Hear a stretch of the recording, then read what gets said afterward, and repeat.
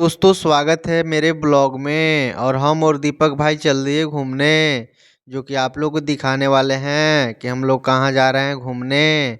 तो हम लोग बता दें कि जा रहे हैं घूमने डाल्टनगंज, जो कि आप लोग को दिखाएंगे। तो हम लोग वहाँ पे फटाफट पहुँचने ही वाले हैं। और पहुँचकर हम लोग पहले नाश्ता करते हैं, और नाश्ता करने के बाद हम लोग चल जाते हैं घूमने कोयल नदी, जो कि डाल्टनगंज की प्रसिद्ध नदी है। वहाँ पे हम लोग को फूल कोई देता है जो कि भूल जाता है, तो फाइनली वो फूल मिल भी जाता है। और कुछ फूल अभी तक नहीं मिला है, जो कि हम लोग उसको तलाश कर रहे हैं।